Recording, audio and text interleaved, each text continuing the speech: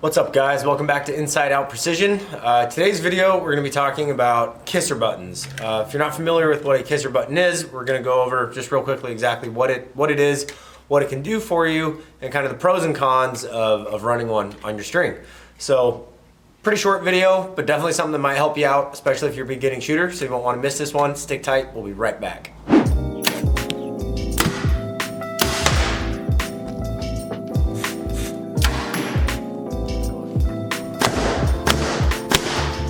Oh yeah. Okay, so a kisser button is basically a little piece that's gonna sit right above your D-loop. There's a couple different options out there. You see them a lot of times. They're kind of a big disc. They look something like this. So that little disc will actually, you tie it in right above your loop right here. And basically it acts as another reference point when you're anchoring. So for people that are beginning shooters, I think a kisser button can really be a lot of help. It's just one more reference point to make sure that you're getting your head and your hand aligned the same way every time. Now, my problem with a kisser button this size is kind of two or three things. The first one is just being that large. You know, generally anytime you start adding weight to your string, that's not necessarily a good thing, especially right in the middle of your string like that. They're really lightweight. It's really lightweight plastic. I don't think it makes a huge difference when it comes to tuning, but generally speaking, the less stuff on your string, the better. The second problem I have with the really big one like this is that a lot of times what I see is people get so fixated on that kisser button that they sit there and they fiddle around with their anchor point for 4 or 5 seconds before they ever shoot. And you know, when you're practicing, you don't want to be sitting back there and, you know, doing this every time you come into your anchor point. You want to be able to draw back, sneak into that anchor point one time, have everything settle, and really just make that first time perfect. So what happens is, like I said, people get back and they can feel that big giant thing right here, and it, you know, they bend, they warp, over time people just, you know, it's like they can't seem to get comfortable with it, and they end up messing around with it so much that it totally takes their focus away from what they should be focused on, which is the target.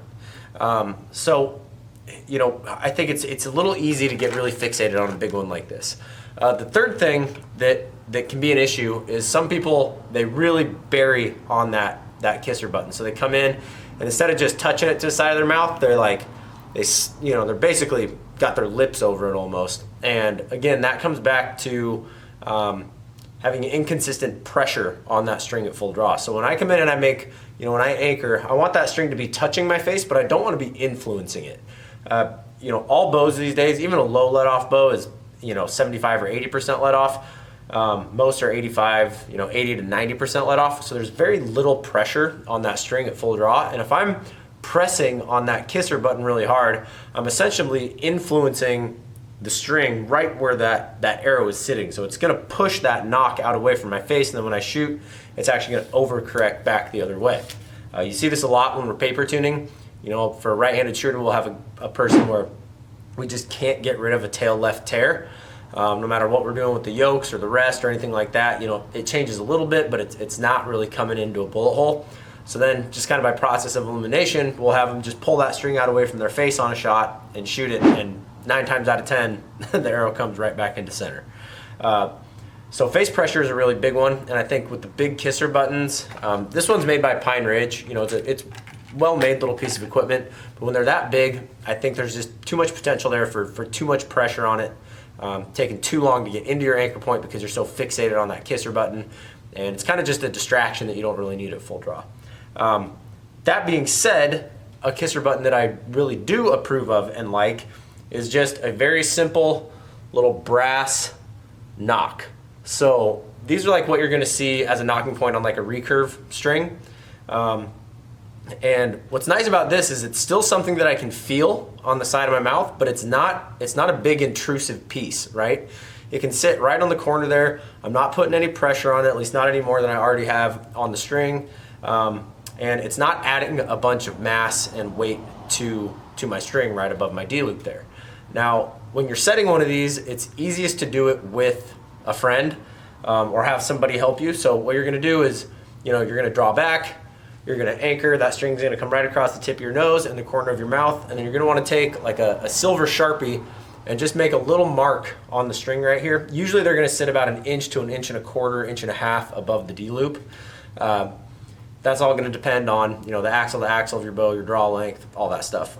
But make a little mark on the string right where that corner of your mouth touches the string, and then you're just gonna take your pair of knock pliers, clamp it right around that spot. And I like to always make sure that the seam where the two sides come together is facing away from me. That way I don't have any sharp edges on my lip, because even though it doesn't seem like much, just that tiny little sharp edge over and over and over can give you, kind of a little sore spot right there. And nobody wants to look like they're walking around with cold sores.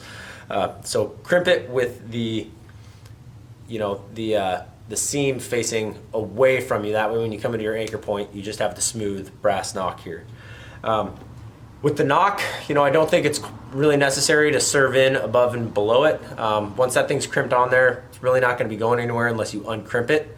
But some people will use what they call an E-button, which is basically, they were really common before string loops were a thing.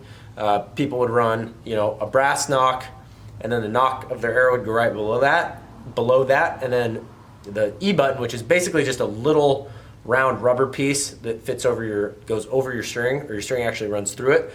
That would be right below the knock of the arrow. So it basically provided a little bit of a cushion between the release and the arrow. And those work really well also. They're probably maybe a little bit lighter than the little brass knock, probably not by much. But again, it's a small piece that I can still feel really well at full draw. It's not a big intrusive thing, it's small. But the issue with those is that if you don't tie above and below them, they can move. So if you're gonna use one of the little E-buttons, get it set, and then take a little 10-inch piece of serving and just do a couple overhand knots around the string right above it and right below it so that it can't move up and down while you're shooting. So again, I think kisser buttons are a great thing. I don't personally use one. I'm pretty confident in my anchor. I've just been doing it so long, it's kind of second nature to me. But when you are first starting in archery, I think any little help that you can get being really consistent in your anchor is a plus. So I definitely would recommend, if you're having trouble with your anchor, try a kisser button, see if that helps. If you draw back and that string is not contacting the corner of your mouth, then it's either a draw length issue or an anchor position issue with your rear hand. If your hand is too high on your face, that string isn't going to come by the corner of your mouth. It's going to kind of come like by your upper lip and past the corner of your mouth. Also, if your draw length is too long, that's going to be the same result. It's not going to come by the corner of your mouth. So it can tell you a little bit about your anchor position and your draw length too. If you're having trouble getting that string to hit the corner of your mouth. Now, the only time I see a kisser button where it doesn't really work are guys that have a really long draw length. Let's say they're shooting 30 or 30.5 inches, but they're shooting like a 28-inch axle to axle bow. And the reason for that is just because the string angle at that draw length gets so severe that even if your draw length is set and your anchor position is right, that string tends to just kind of ride right above the corner of your mouth instead of right through it. So, on the rare occasion where a guy's shooting, a really short bow with a really long draw length, a kisser button might not work, but for 95% of the setups out there, you should have no problem getting that set. So that's kind of my take on kisser buttons. Again, I'm not a big fan of these big honking ones, these big discs. I think there's just, you focus too much on it. It takes your focus away from other things. So if you're gonna run one, I'd recommend a little brass bead or an E-button like that, tie it in, and you'll be set. Shouldn't move until you replace your strings or you decide to move it or take it off. So let me know if you have any questions or comments on this, how to install one, how to fit one, etc. I'm sure there's a lot of people that run these. There's a lot of pros that run these. Like I said, it's a total personal preference. I don't think it hurts anything. So give it a try. Might pick you up a couple points. In a hunting situation, that might just be that little like subconscious cue that you're good to go, your anchor's set, you're ready. So yeah, can't hurt. So thanks for watching today. Please hit that subscribe button if you haven't already. We've had a lot of really good success lately, and we want to keep that going. We got some cool things coming in the future. I know I keep saying that, but I promise it's coming soon. We're just finishing up the last bit of editing for Precision Academy. So thanks for watching. Keep it in the middle, and remember, precision is a decision.